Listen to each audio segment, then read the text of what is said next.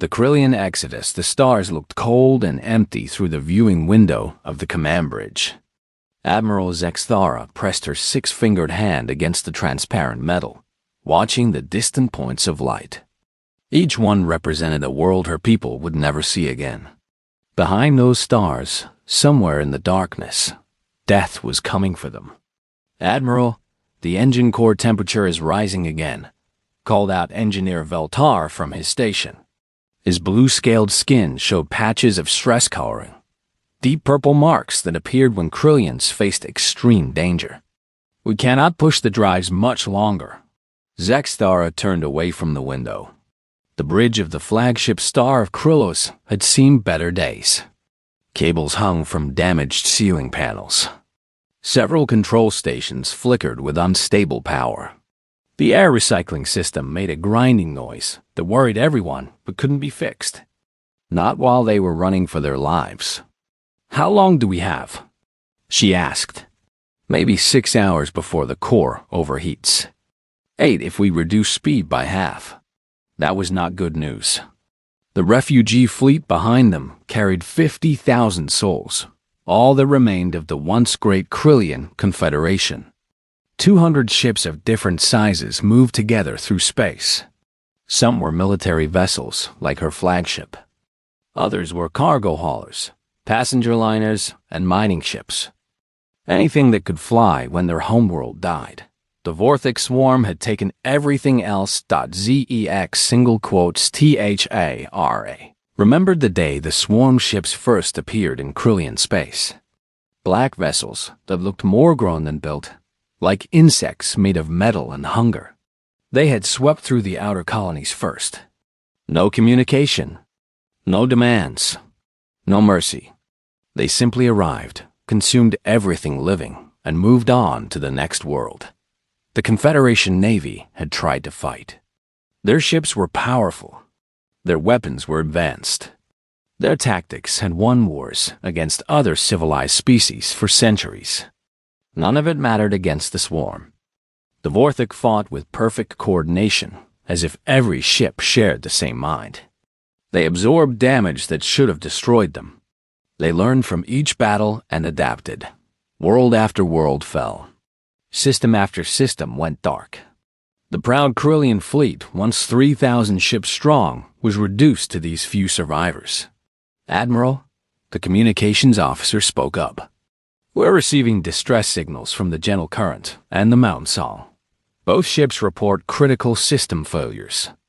Zexthara closed her eyes for a moment.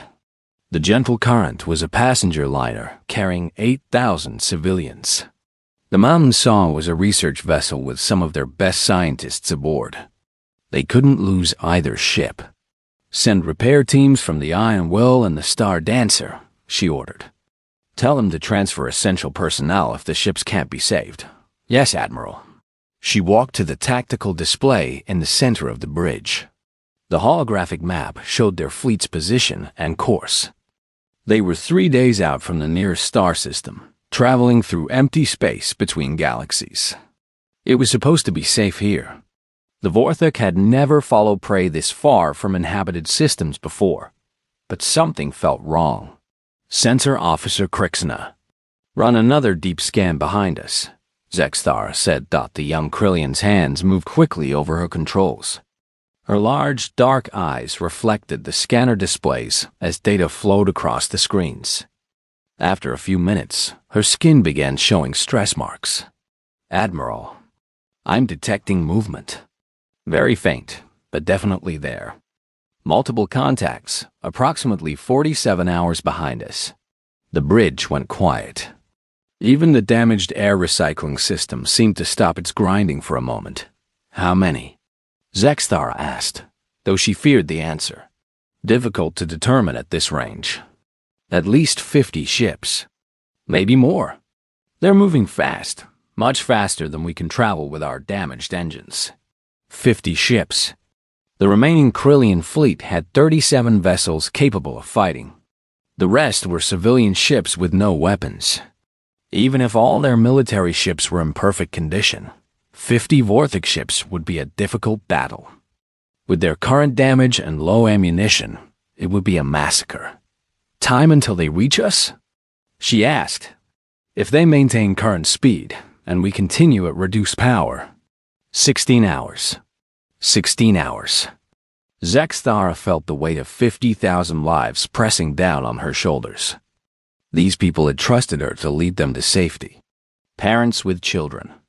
Scientists carrying the knowledge of their civilization. Artists who remembered the songs of their lost homeworld. All looking to her for salvation she couldn't provide. Options? She asked her staff. We could scatter the fleet, suggested Commander Rexpol, her tactical officer. Some ships might escape if we split up. The civilian ships can't survive alone, Beltar pointed out.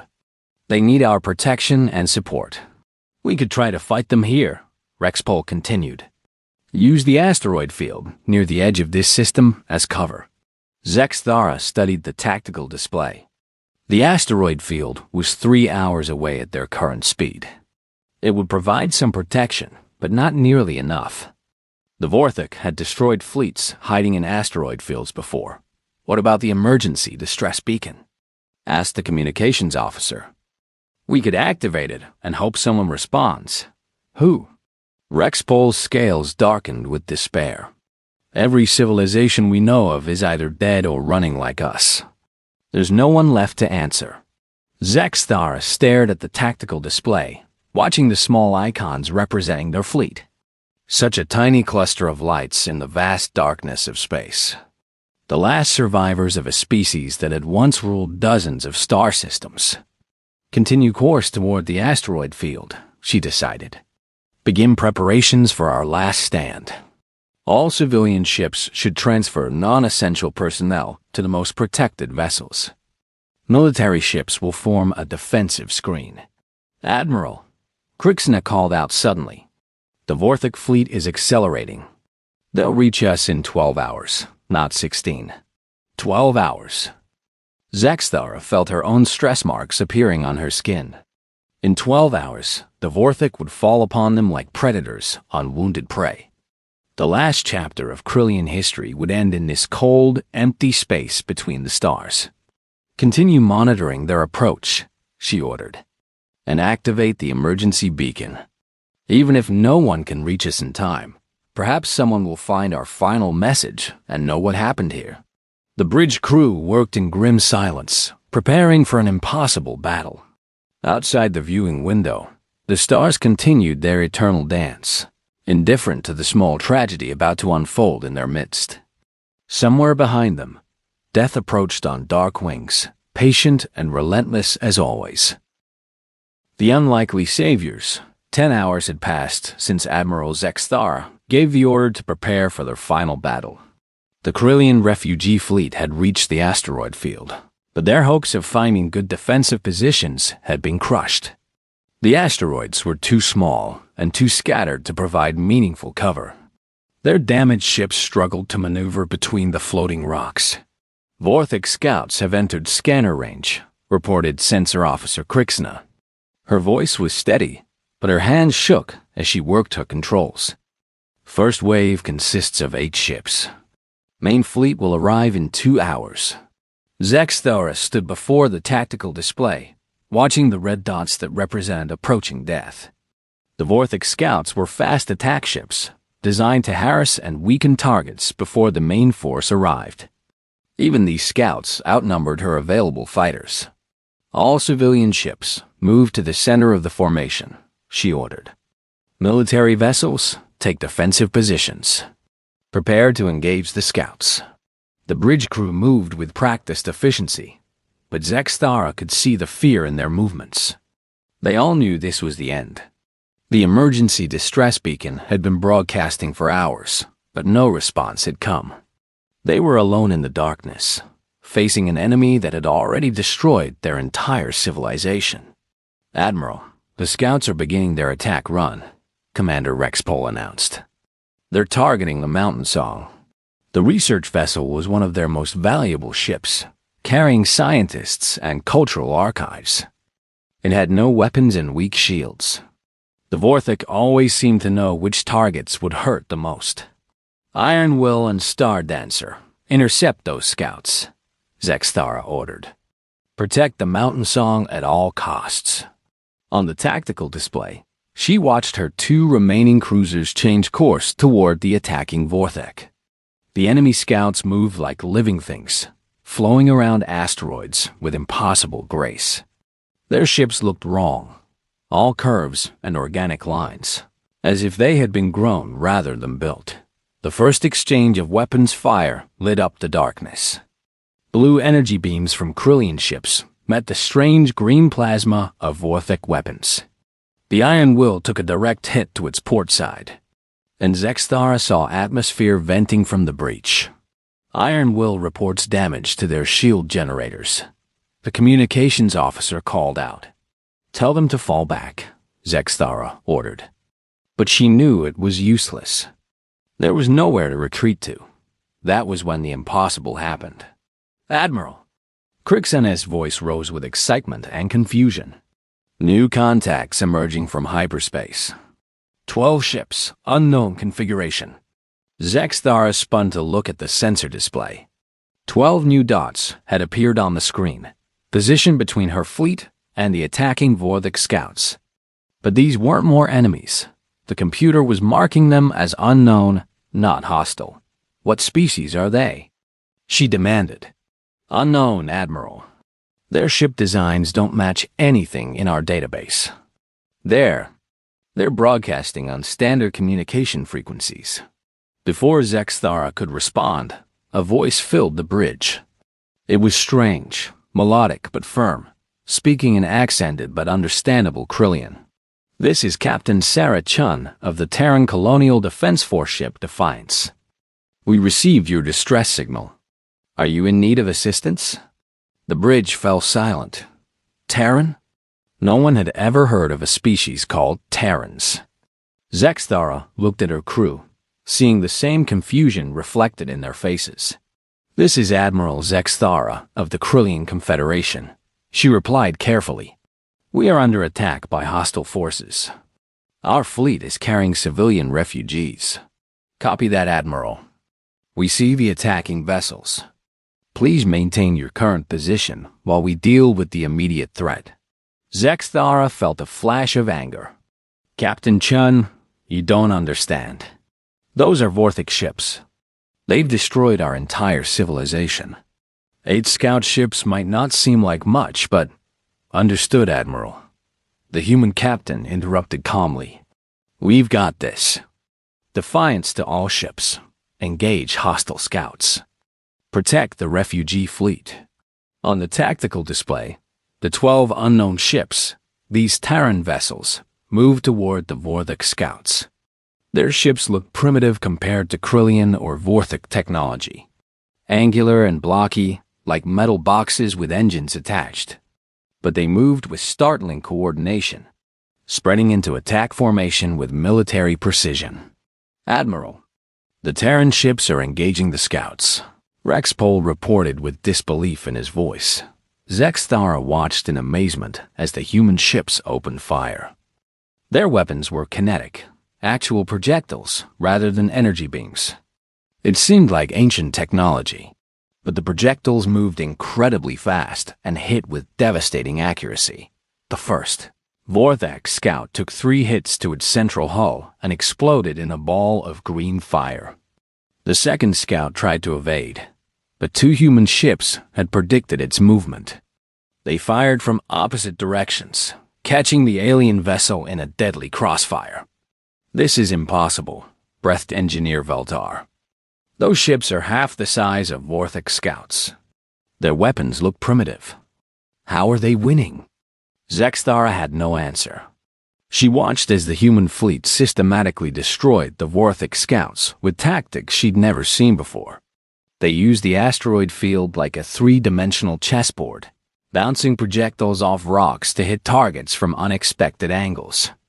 When one human ship was damaged, 2 others immediately moved to protect it while it retreated down in less than 20 minutes. All 8 Vorthek scouts were destroyed. The human ships regrouped near the Krillian fleet, showing minimal damage despite facing enemies that had terrorized the galaxy. This is Captain Chun again. the voice returned. Immediate threat neutralized. Admiral, we show a larger force approaching your position. We count approximately 50 hostile vessels. Recommend we discuss defensive strategy. 50 ships. These humans had just destroyed 8 Vortex scouts, and now they were talking about fighting 50 more as if it were a reasonable possibility. Captain Chun, Zexthora said slowly, you don't understand what you're facing. The Vortex swarm has destroyed dozens of civilizations. 50 of their ships could destroy 100 of ours. You should retreat while you still can. There was a pause before the human captain replied. When she spoke again, Zexthara detected something in her voice that she recognized. The sound of someone who had faced impossible odds before and refused to back down. Admiral, we appreciate the warning, but we didn't come all this way just to run when things got difficult. Besides, 50 ships doesn't sound too bad. We faced worse odds. Worse odds? Zexthara could barely believe what she was hearing. What kind of species are you? We're human, Captain Chen replied simply. We're from a planet called Earth, and we have a rule about leaving people behind when they need help. So if you're willing to work with us, we'd like to discuss how we're going to get your people out of here safely. Zexthara looked around her bridge. Her crew stared back at her with expressions of hope she hadn't seen in months. These humans, these unknown Terrans, had just offered to stand between 50,000 refugees and the most dangerous force in the galaxy. It was insane. It was impossible. But as she watched the small, blocky human ships maintaining formation around her fleet, Admiral Zexthara realized that sometimes insane and impossible were the only options left. Captain Chun, she said, we accept your assistance. What do you need from us? Impossible tactics. The main Vorthok fleet emerged from hyperspace like a dark storm breaking over the asteroid field. 50 ships materialized in perfect formation, their organic hulls gleaming with a wet, living sheen that made them look more like sea creatures than spacecraft. Each vessel was massive. The smallest was twice the size of Admiral Zexthara's flagship. By the sacred stars, whispered Commander Rexball, as he watched the enemy fleet spread across the tactical display. I've never seen so many of them in one place. Zexthara felt the familiar chill of absolute terror, but something was different this time. The 12 human ships had positioned themselves in a defensive screen between the refugees and the approaching swarm. Their formation looked wrong by every tactical manual she'd ever studied. But there was something about their positioning that felt intentional. Captain Chun, she called over the communication link. The main fleet has arrived. Recommend immediate retreat to hyperspace. Negative, Admiral, came the calm reply. We're right where we want to be. All Terran ships, begin Patent Delta 7. Let's show these bugs how humans fight. On the tactical display, the human ships began moving in a way that defied military logic. Instead of forming a defensive wall or retreating to better positions, they scattered into the asteroid field like leaves in a storm. But as Zexthara watched more closely, she realized their movements weren't random at all. They're using the asteroids as cover, observed Sensor Officer Krixna. But that's impossible. The rocks are moving too fast, and the spaces between them are too small for ship navigation. The Vorthok fleet began its attack. Streams of green plasma lanced out from their weapons, searching for targets among the floating rocks. But the human ships seemed to dance between the deadly beams, using their smaller size and incredible maneuverability to avoid destruction. Then the humans began firing back. And Zexthara saw something that made her question everything she knew about space combat. The human ship, Ranger, was being pursued by a Vorthok cruiser through a cluster of asteroids. Instead of running or turning to fight, the human vessel fired its kinetic weapons at a large asteroid directly ahead of its pursuer. The projectiles shattered the rock, sending fragments flying in all directions. The Vorthok ship, traveling too fast to avoid the debris field, slammed into dozens of sharp stone pieces. Its organic armor cracked and atmosphere vented from multiple breaches. Did they just use an asteroid as a weapon?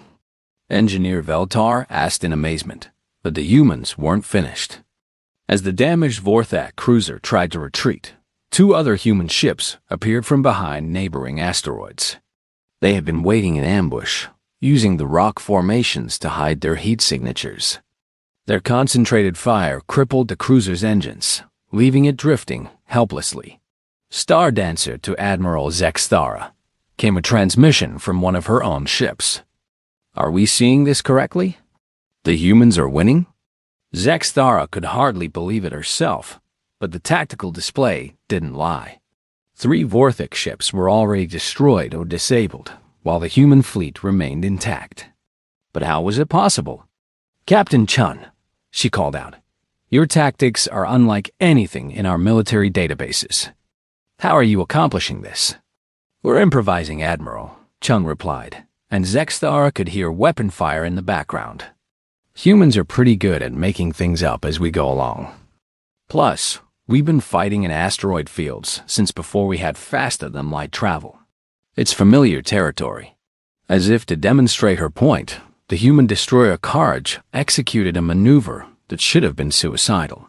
A massive Vorthak dreadnought was bearing down on it, weapons charging for a killing shot. Instead of retreating, the Karj accelerated directly toward the enemy ship. At the last possible second, it fired its maneuvering thrusters and spun sideways, passing under the dreadnought's belly while firing its full weapons load into the larger ship's unarmored underside. The Vorthak dreadnought shuddered as explosions rippled along its hull, but it was far from destroyed. It turned to pursue the Courage, which was now retreating toward a cluster of large asteroids. That human ship is damaged, Rexpol reported. Its port engine is failing. It won't be able to outrun the dreadnought. But once again, the humans surprised them. Instead of trying to escape, the Courage flew directly between 2 massive asteroids, barely fitting through the gap. The much larger Vorthak dreadnought couldn't follow through such a narrow space, but it positioned itself at the exit point. Waiting for the human ship to emerge, it was then that Zexthara understood the true brilliance of human tactics. The Courage hadn't been retreating. It had been leading the dreadnought into a trap. As the Vorthak ship waited at the asteroid gap, 3 other human vessels emerged from hiding spots among the rocks. They had surrounded the enemy ship while it was focused on a single target. The concentrated fire from 4 human ships overwhelmed the dreadnought's defenses. Its organic armor bubbled and cracked under the kinetic bombardment. Secondary explosions began tearing through its hull as internal systems failed. Within minutes, the massive ship that could have destroyed half the Krillian fleet was a drifting wreck. Impossible, breathed Veltar. A dreadnought-class vessel destroyed by 4 smaller ships. The mathematics don't support it. Maybe their mathematics are different from ours, Zexthara replied quietly. The battle continued for another hour, but the outcome became increasingly clear. The Vorthak fleet, accustomed to crushing civilized opponents through overwhelming force, found themselves fighting an enemy that refused to follow established patterns. Every time they adapted to human tactics, the humans changed their approach. When the Vorthak ships bunched together for mutual support, human vessels would appear from unexpected directions, firing at extreme range before disappearing back into the asteroid field. When the aliens tried to spread out to cover more area, the humans would concentrate their fire on isolated targets, destroying them before help could arrive. The most shocking moment came when the human ship, Determination, suffered critical damage to its main engines. Pursued by 2 Vorthak cruisers, it should have been an easy kill. Instead, Captain Torres of the Determination did something no sane being would attempt. He rammed his crippled ship directly into one of the pursuing vessels. ZEX. Dara watched in horror as the human ship struck the Vorthak cruiser at full velocity. The impact should have destroyed both vessels instantly. But somehow, impossibly, the Determination survived. Its reinforced bow section punched through the organic hull of the enemy ship like a spear. The Vorthic cruiser exploded from internal damage, while the human ship, though heavily damaged, remained functional. Determination to fleet command came a cheerful voice over the communication system. We're still in the fight. Just need a few minutes to patch some holes. They're insane, Rexpol muttered. Absolutely insane. No, Zexthara corrected, watching as the human fleet regrouped for another attack. There's something else entirely. As the battle raged on, she began to understand what made these humans so formidable. It wasn't just their unconventional tactics or their willingness to take enormous risks. It was their refusal to accept defeat, even when facing impossible odds. Every time they were cornered, they found a new way to fight back. Every time they were outnumbered, they turned their disadvantages into weapons. By the time the last Vorthic ship limped away into hyperspace, 37 enemy vessels had been destroyed or disabled. The human fleet had taken damage, but not a single ship had been lost. They had accomplished something no other species in the galaxy had managed. They had defeated a major Vorthic force in open combat. Admiral, Captain Chun's voice came over the communication link. The immediate area is secure, but we need to discuss getting your people somewhere safer. That wasn't their main fleet, just a hunting pack. The real swarm is probably not far behind. The impossible escape. Long-range sensors are detecting massive hyperspace disturbances, reported Krixna, her voice tight with controlled fear. The main Vorthic swarm is approximately 6 hours out. I count at least 300 ships. The temporary relief Admiral Zexthara had felt after the human victory evaporated instantly. 300 Vorthic ships. Even these incredible humans couldn't fight odds like that. The brief hope that her people might survive began to fade again. Captain Chun, she called urgently, you need to retreat immediately. The main swarm is coming, and we cannot ask you to face those numbers. Understood, Admiral, came the calm reply. But we're not leaving your people behind. All Terran ships, begin Operation Lighthouse immediately. Zexthara had no idea what Operation Lighthouse meant, but she was about to learn just how far humans were willing to go to save strangers. Admiral, Captain Chun's voice continued. We need your fleet to prepare for emergency hyperspace jump. All ships, maximum range, any direction that takes you away from here. Captain, that's impossible. Engineer Veltar interrupted on the communication channel. Half our ships have damaged hyperspace drives. The others are running on emergency power. We might get 3 or 4 ships to safety, but the rest, that's where we come in, Chun replied. We're going to transfer power cores, shield generators, and technical crews to your ships. It's going to be dangerous, but it's the only way to get everyone out of here. Zexthara felt her heart skip a beat. Captain, you're talking about gunning your own ships to repair ours. That would leave you defenseless. Not defenseless. Admiral, just creative. Trust us. We've done this kind of thing before. Over the next hour, Zexthara watched something that challenged everything she thought she knew about military doctrine. The human ships began docking with damaged Krillian vessels, and their crews swarmed over the broken systems like organized chaos. They worked with incredible speed and efficiency, but also with a complete disregard for standard safety protocols. Human engineers crawled through damaged sections that were still venting atmosphere, somehow sealing breaches with tools and materials they seemed to carry with them. They transferred power cores from their own ships, connecting alien technology with improvised adapters that shouldn't have worked, but somehow did. This is Engineer Martinez from the Defiance, came a voice over the communication link. I'm looking at your hyperspace motivator on the gentle current. The primary coils are fried, but I think I can reroute power through the secondary systems if we boost the input by about 40%. That will overload the entire assembly, protested the Krillian engineer. It's not designed to handle that much power. That's okay, Martinez replied cheerfully. We'll reinforce it with some spare plating from our cargo hold. It won't be pretty, but it should hold together long enough for one jump.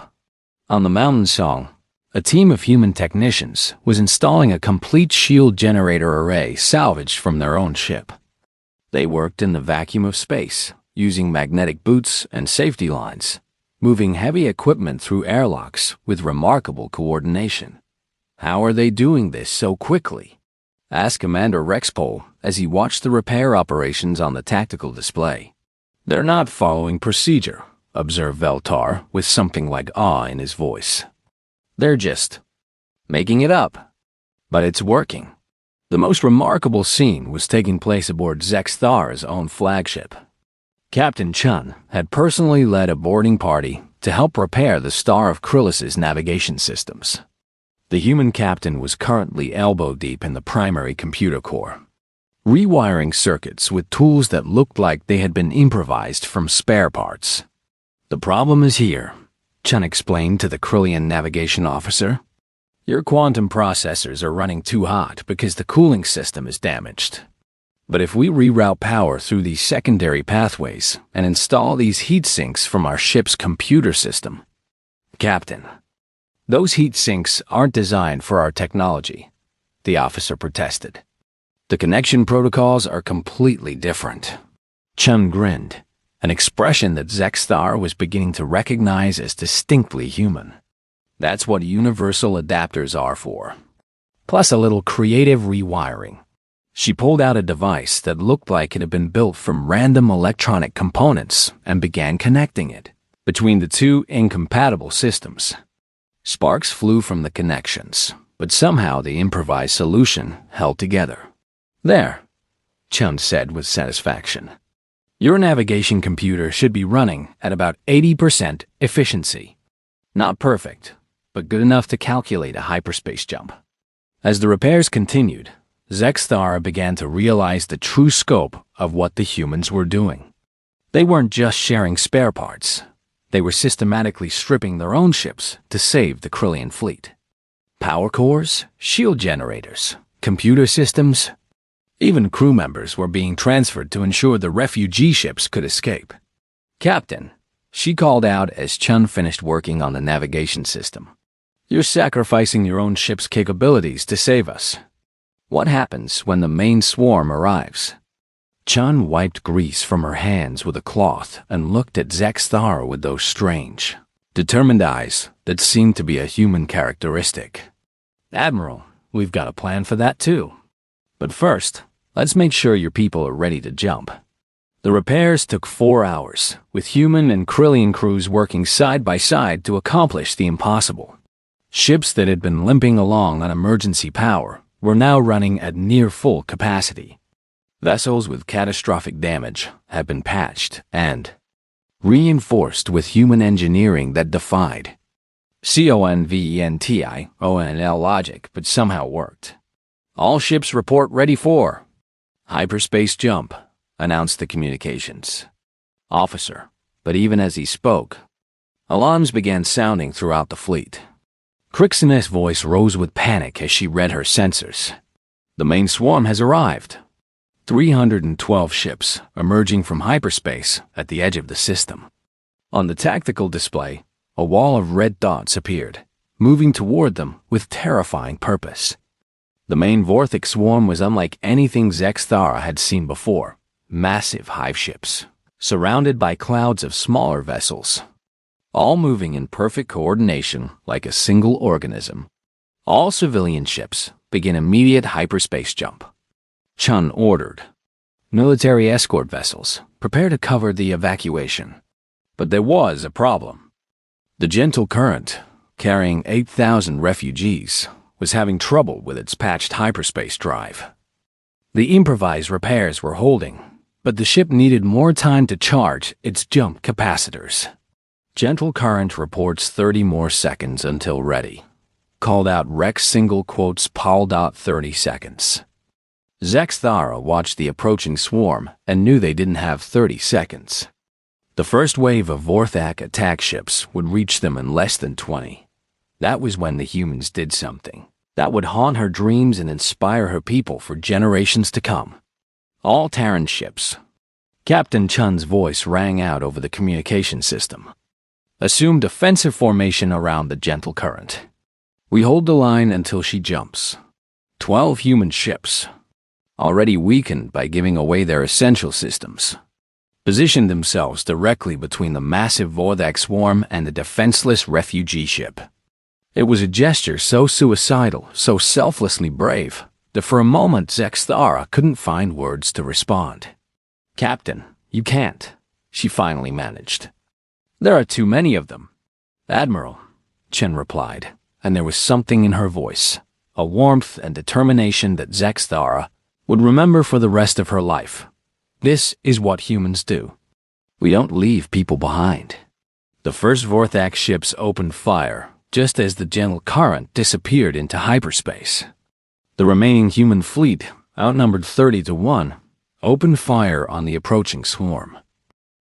New alliances, the impossible happened again. As the massive Vortex swarm closed in on the 12 remaining human ships. Captain Chun's voice cut through the chaos with an order that made no sense to anyone except her crew. "All ships, execute Prometheus Protocol. Target the binary star system. Coordinate 77 Alpha." Admiral Zexthara looked at her tactical display in confusion. Chen was talking about the twin stars at the center of the system. Two massive, unstable suns locked in a dangerous orbital dance. But they were nowhere near those stars. What could the humans possibly accomplish by targeting them from this distance? "Captain, what are you doing?" she called out urgently. "Something we really hope works," Chen replied. "All ships, fire quantum torpedoes on my mark. Targeting the smaller star's magnetic containment field." Quantum torpedoes? Zexthara had heard of such weapons, but had never seen them used. They were theoretical devices that could disrupt the fundamental forces holding matter together. Most civilizations considered them too dangerous to deploy, but the humans, it seemed, had no such reservations. "Mark!" Chun shouted. 12 ships, spread across thousands of kilometers, fired simultaneously at a target millions of kilometers away.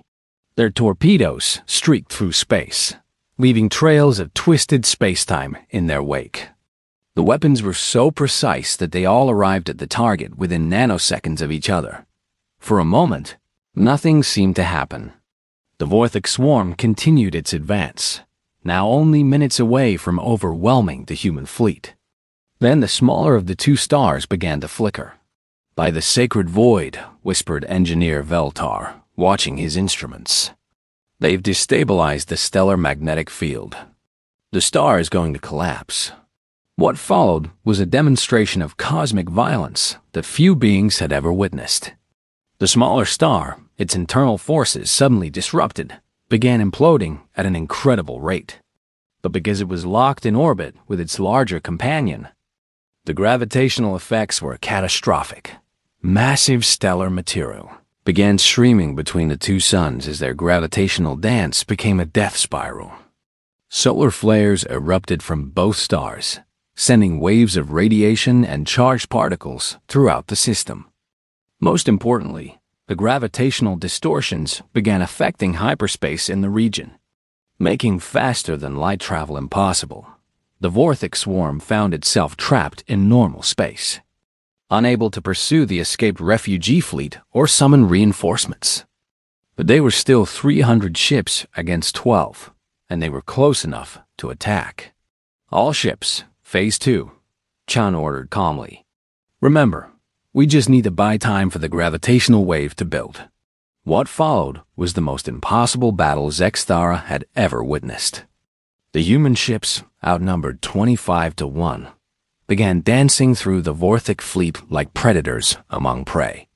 They used the stellar radiation and gravitational distortions as weapons, leading enemy ships into solar flare paths and magnetic field disruptions. The Defiance itself took on a Vortex battleship 3 times its size, using the gravitational field of a nearby moon to slingshot around the enemy vessel while firing at point-blank range. The Ranger led an entire squadron of enemy fighters into a radiation storm, where their organic hulls began breaking down under the intense energy bombardment. But the most incredible sight was the human destroyer, Determination, the same ship that had survived ramming a Vorthic cruiser earlier. With its front section still crumpled from the previous impact, it somehow managed to ram 2 more enemy ships, using the wreckage of the first as an improvised weapon. How are they still fighting? Rexpol asked in amazement. They should all be dead by now. They're buying time, Zexthara realized, understanding the human plan at last. They're waiting for the stellar collapse to reach critical mass. As if responding to her words, the gravitational distortions in the system suddenly intensified. The 2 stars, now locked in a final spiral toward mutual destruction, began generating massive waves of twisted spacetime. These waves propagated outward at the speed of light, warping reality itself. Any ship caught in the expanding field of gravitational chaos would be torn apart by tidal forces. But the waves were predictable. They followed the laws of physics with mathematical precision. And the humans, with their impossible ability to calculate risks and benefits in real time, had positioned themselves perfectly. All ships, emergency jump. Chun ordered. Execute on my mark. Mark! The 12 human ships vanished into hyperspace just seconds before the gravitational wave reached their position. The Vorthic swarm, caught completely off guard by the cosmic catastrophe, had no time to escape. 300 ships were torn apart by forces that made their weapons seem like toys. For several minutes, Zexthara could only stare at her instruments in shock. The entire enemy fleet, the force that had been moments away from destroying her people, had been eliminated by stellar engineering on an impossible scale. "This is Captain Chun," came the familiar voice over the communication system. "Sorry about the delay, Admiral. Had to make sure the gravitational barrier was properly established. The Vorthic won't be following anyone through this system for quite some time. Captain." Zexthara struggled to find words. "You destroyed an entire star system to save us." "Only temporarily," Chun replied with that characteristic human confidence. "The stars will stabilize in a few years. The gravitational effects will fade. But it should buy your people time to find a new home." Over the following days, as the combined fleet traveled toward a distant, habitable system that the humans had identified, Zexthara learned more about these remarkable beings called humans. They came from a small planet called Earth, located in a region of space that most galactic civilizations considered too remote and dangerous to explore. Humans had only achieved faster than light travel 50 years ago, making them newcomers to galactic civilization. But in that short time, they had established colonies throughout their local region and developed a reputation for taking in refugees from other species conflicts. "We've been the underdog before," Captain Chun explained during one of their conversations. "Earth was invaded twice in our early spacefaring years. Both times, other species helped us survive. We learned that sometimes the smallest gesture of kindness can change everything." The human ships escorted the Krillian refugees to a beautiful world they called New Haven, a planet with vast oceans and fertile continents, perfect for rebuilding their civilization. But what impressed Zexthara most was that the humans asked for nothing in return. No territorial concessions, no trade agreements, no political alliances. "This is what we do," Chun said simply when Zexthara tried to offer compensation. "Besides, having the Krillians as neighbors will make this region of space safer for everyone." As the refugee ships established orbit around their new homeworld, Zexthara sent an encrypted message to every surviving civilization she could contact. The message was simple but urgent. "We have found unexpected allies. They call themselves humans, and they are extraordinary. They saved 50,000 of our people from certain death, asking nothing in return. They defeated the Vorthik through tactics and courage, unlike anything we have ever seen. They turned disadvantages into weapons and impossibilities into victories. She paused in her recording, watching through her viewing port as human and Krillian crews worked together to establish the first settlements on New Haven. Children of both species played together in the cargo bays, learning each other's languages and sharing games. If the Vorthik swarm represents the worst that the galaxy can produce, she continued, then humanity may represent its best hope. They are brave beyond reason, clever beyond measure, and kind beyond expectation. I recommend immediate contact and alliance with the Terran Colonial Defense Force. We are no longer alone in this fight. As her message transmitted across the galaxy, carrying news of hope to countless desperate civilizations, Admiral Zexthara reflected on the strange twist of fate that had brought humans into their lives. The Krillian Confederation was gone, but its people would survive and rebuild. And somewhere among the stars, other refugee fleets would receive that message and know that help might be coming. The humans had a saying. Captain Chun had told her, "No one fights alone." As Zexthara watched the first human and Krillian children take their first steps on New Haven soil together, she finally understood what those words truly meant. The galaxy had found its guardians. They were called humans, and they were just getting started.